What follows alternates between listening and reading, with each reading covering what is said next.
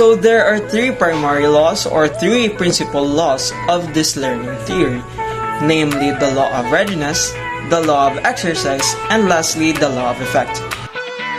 The law of readiness is a law that which is stated that the learning is independent upon the learner's readiness to act, which facilitates the strengthening of bond between stimulus and response.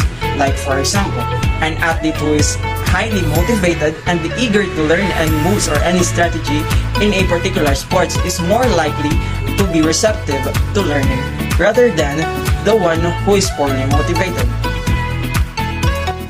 Principles of learning.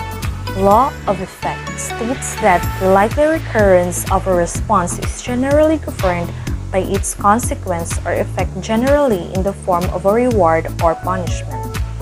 Law of recency states that the most recent response is likely to govern the recurrence. Law of exercise. It states that the stimulus-response associations are strengthened through repetition. In theories of learning, under it is the law of exercise, in which it said that we learn by doing and we forget by not doing. The stimulus and response are strengthened if we used it.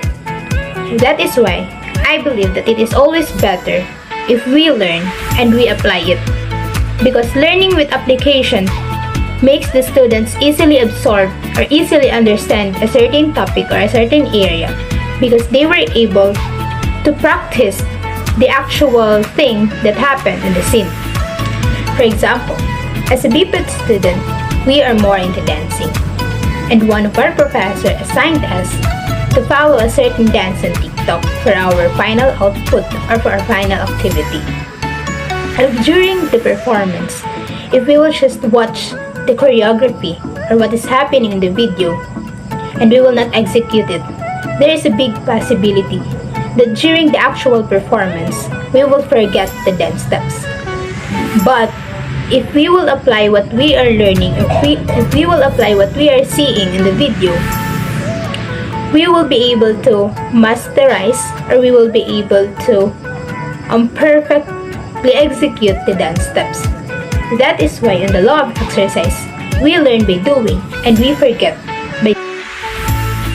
So now, Thorndike before 1930, the law of effect. Thorndike on reinforcement. If a response is being followed by a satisfying state of affairs, the strength of the connection is being increased. While if the response is followed by an annoying state of affairs, the strength of the connection is being decreased. So who is Edward Thorndike?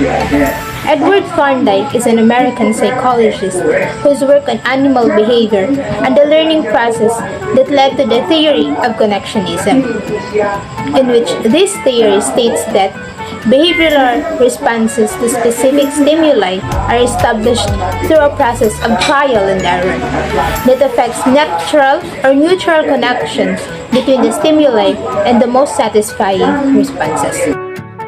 Mr. Edward Thorndike contributed many things in our current education.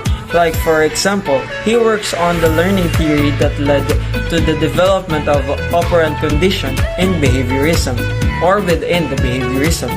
And another contribution of him is he made a study of child development into a science objective, or rather objective science.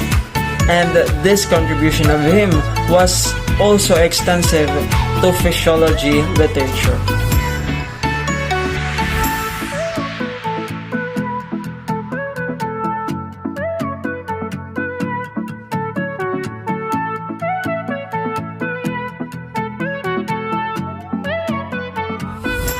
According to Edward Thorndike, behaviors followed by a satisfying consequences tend to be repeated, and those that produce unpleasant consequences are less likely to be repeated.